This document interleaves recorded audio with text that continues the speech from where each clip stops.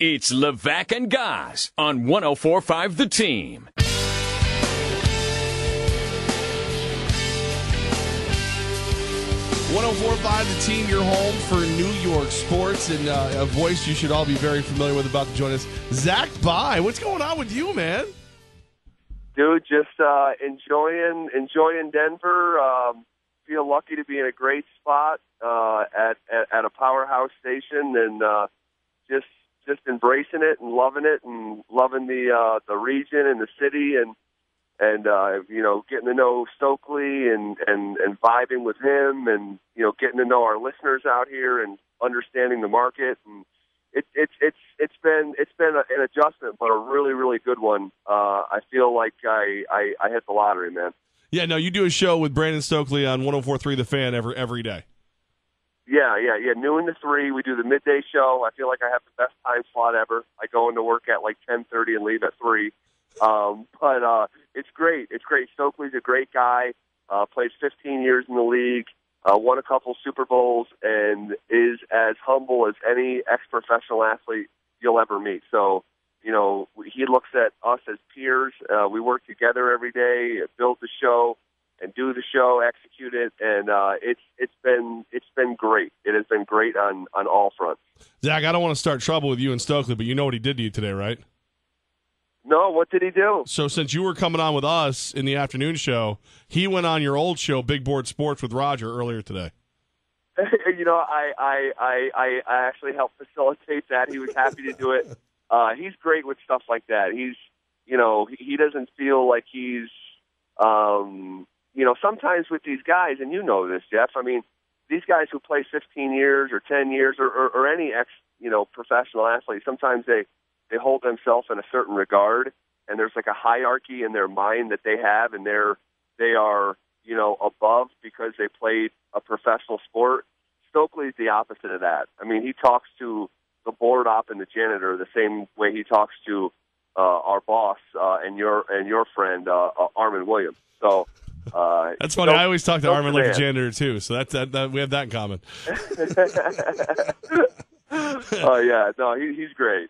Zach, what's the vibe out there? Obviously, the Giants are in some turmoil. You guys are aware of that. What's the vibe for Denver? Are they worried at all? No, they're not. I think everyone's kind of pounding their chest and talking about it being the biggest spread in football this week. And we had Boomer Esiason on, and he says it's going to be a bloodbath and a slaughter. And we had Schefter on, and he says he thinks it's going to be a 2-score game. But I think everyone needs to slow down, because the NFL will humble you. As soon as you think what you think that it'll knock you down a pedestal. If any one of us really knew what was going to happen, we'd all live in nicer houses than we do. So yeah, I think that everyone needs to slow down, because the Giants have been, they've lost 3 consecutive games by a combined 11 points. They've been in every game. And I went back and watched all their games, and if you covered up the scoreboard, there's been times where the Giants have been playing pretty good football. You could make a case that they should have beat the Eagles, and another heartbreaker last week to the Chargers.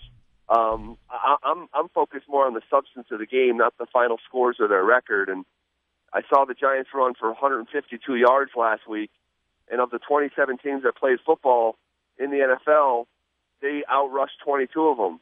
So I just want to caution folks and say, hey, this may not go exactly how you think it's going to go, but nonetheless, people kind of are thinking that this week is going to be a cakewalk.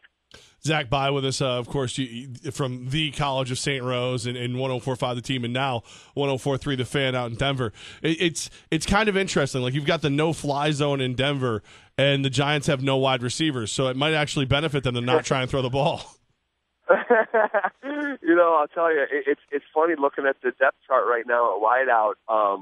I think some folks, we had Paul Schwartz on from the New York Post, and he said that they'll finally give Stokely the Super Bowl ring that they owe him for being on the roster in their last Super Bowl and catching a pass, but he never got one, if he shows up to Mile High and plays receiver for them.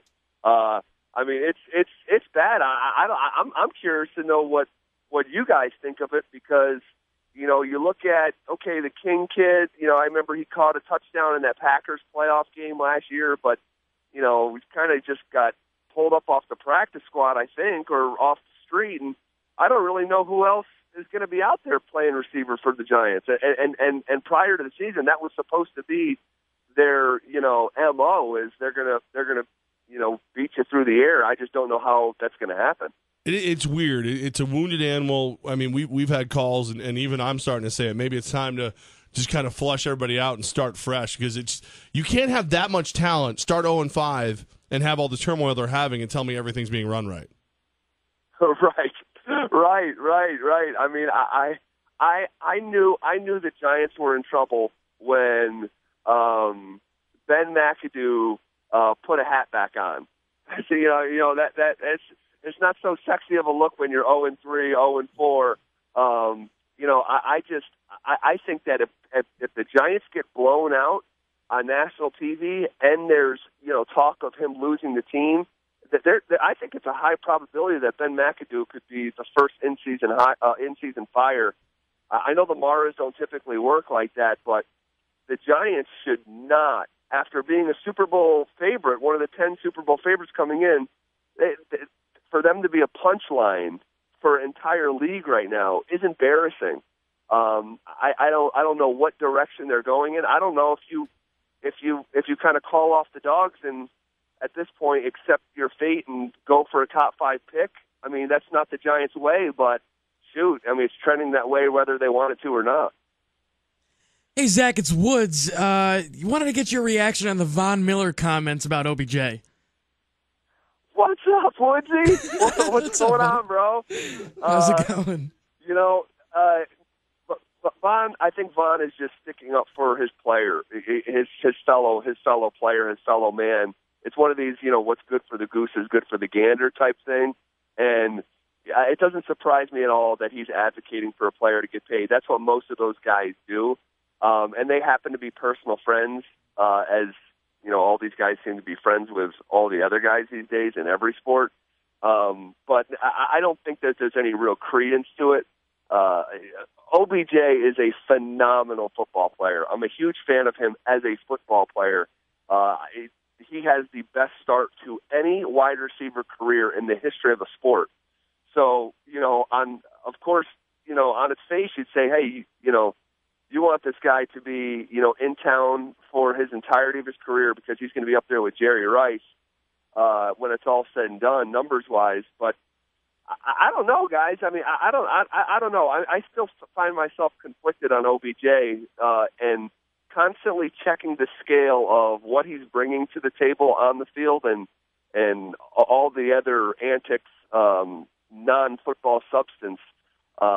Stokely, and I'm not sure if he said this to the guys in the morning, Roger and Chris, but he's been saying openly that he would not pay this guy long term, that he would try to package him for a ton of picks and get a haul for him. I still find myself conflicted because I think he's one of the best football players I've ever seen with my eyes, but yet and still I find myself not standing the guy. But as far as the contract goes, there's no way he's getting quarterback money. It's just not going to happen. Zach, I know you're a betting man, so let me throw something at you. Let me get your prediction, and then also over under 3 sacks for Von Miller this week. Well, I'll tell you what. If the Broncos get off to a good start and really hamstring the Giants into try to play into what Denver wants them to do, and that's try to attack them through the air, which is just a recipe for disaster, going at that no-fly zone, who is trying to become the first team in NFL history to finish number 1 in pass defense for 3 consecutive years. This would be the 3rd year. You're giving a guy like Von Miller or Shaq Barrett on the other side an opportunity to pin their ears back. I think that number's a little bit too high, Woodsy, because you know these guys every week go into the game plan saying we can't let Von Miller wreck the football game. But that being said, that opens an opportunity for a guy like Shaq Barrett, who I don't think that's a name that a lot of fans back home in upstate New York would know. But watch for him on Sunday, because there's going to be so much attention on Von's side, whichever side he lines up on. There's going to be so much attention to him. It could open up an opportunity for Shaq Barrett in those 5 to 7 step drop situations that the Giants very well may find themselves in on Sunday. Zach Bye with us right now on 104.5 The Team. He is now at 104.3 The Fan in Denver. Were you the most hated man in Denver radio after the Week 3 beating that your Bills put on the Broncos? I'll tell you what, man. I have never felt more conflicted watching a sporting event because while I don't root for the Broncos, the Fan, the radio station I work at, has discovered through research that this area, like Broncos country, it wants Broncos all year round, all day long. So despite being a four-sport town, we don't find ourselves talking Nuggets or Rockies or Avalanche too much. It's Broncos, Broncos, Broncos. So the better the team does, the more interest there is in our show, our ratings go up, and I get my bonus. so that's like, I find myself kind of pulling for the Broncos without cheering, almost the same way I used to do for UAlbany. Every time UAlbany took the floor or the field, I was hoping that they win, but I didn't root for them. It's the same way with the Broncos, but I've been passionately rooting for the Bills for years since I was just a boy. But without question, I was pulling for Buffalo. I did not go on the air and gloat or anything because I'm relatively new to the market, and you don't want to turn folks off because, believe it or not, folks in this market want the host of the show not to be a fan openly of these other teams. Right. So actually, Armin, who you guys obviously both know and never heard of him, really well, has said, hey, you know what? I wouldn't broadcast the fact that you're a Bills fan because you may turn people off. So I had to bite my tongue all week, but I wanted to come in and take my shirt off and scream into the microphone and put everyone on notice, but I kind of pulled myself back there. All right, Zach, bye with us. Before we let you go, just to prove the craziness of you College of St. Rose people, Woodsy wrote at the bottom of this, who's a better athlete, Zach Bye or Brandon Stokely? It's clearly Zach Bye. That's Capital Region ties aside, it is Zach Bye. I'll tell you, Stokely would not want it with me in a basketball game, but he is a great athlete. I've actually had a chance to play like a softball game with him, and there's a reason that 5'10" white man from Louisiana played 15 years in the National Football League. I mean, Stokely didn't even play high school football until his senior year, and then he walked out on the field and led the state in receptions and goes and gets drafted to the NFL. He's pretty put together. But I'll tell you what, if it was hoops, man, I'd body his ass down in the block and just bully him. Oh man, we miss you, Zach. It's good to catch up with you, and we look forward to talking to you more and continued success. We love that you're doing so well. Yeah, man, and great to catch up with you guys. You guys rock, always have, and I hope the folks in the Capital Region realize that how good of a job that you guys do on a daily basis. I know I sure do. So thanks for letting me check in and say hello to the folks back home. I really appreciate it. All right, man. You either come this way or we'll go that way, but sooner or later we got to hang. Oh, no doubt, and we will crush a few and reminisce and drop endless wrestling references, and it'll be grand. All right, Zach, man. We appreciate you. Have a great day. All right, you guys too. See ya.